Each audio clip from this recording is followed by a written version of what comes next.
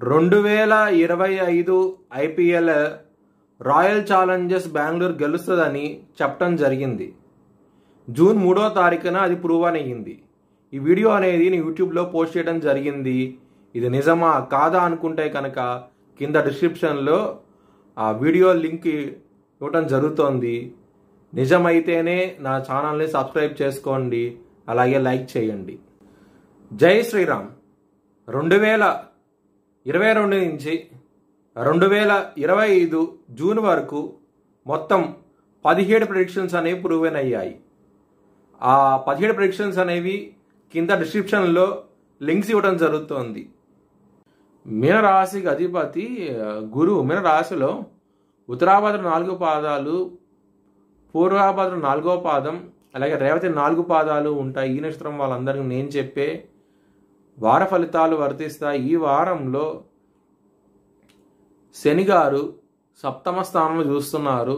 దాని మూలంగా మ్యారేజ్ పరంగా చాలా ఇబ్బందులు ఉంటాయి, గొడవలు ఉంటాయి, ఫ్లక్చుయేషన్స్ ఉంటాయి.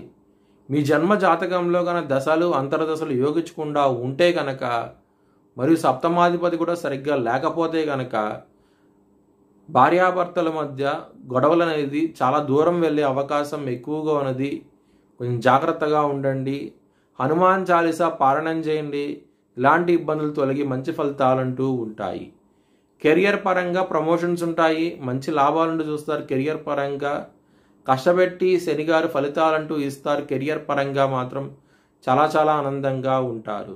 ప్రమోషన్స్, అవార్డ్స్, రివార్డ్స్ వచ్చే అవకాశాలు ఎక్కువగా ఉన్నాయి. 4వ స్థానంలో గురు భగవానుడు ఉన్నారు, అలాగే బుధుడు ఉన్నారు, సూర్యుడు ఉన్నారు. దీని మూలంగా ల్యాండ్స్ కొనే అవకాశాలు ఎక్కువగా ఉన్నాయి. విదేశాలు వెళ్ళే అవకాశాలు కూడా ఎక్కువగా ఉన్నాయి. విదేశాల్లో జాబ్ రావడం జరుగుతుంది. చాలా సంతోషంగా ఉంటారు.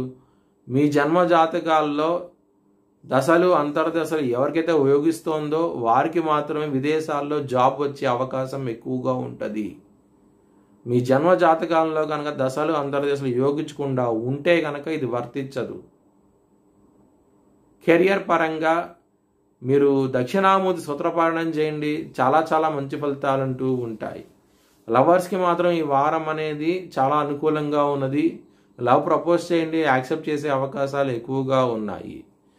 మ్యారేజ్ పరంగా దగ్గర దాకా సంబంధాలు వచ్చి వెనక్కి వెళ్ళిపోవడం జరుగుతుంది. కొంచెం జాగ్రత్తగా ఉండండి. మీ భవిష్యత్ వివరాల కోసమై హెచ్ఎల్ఎన్ జ్యోతిష్యాలను సంప్రదించండి.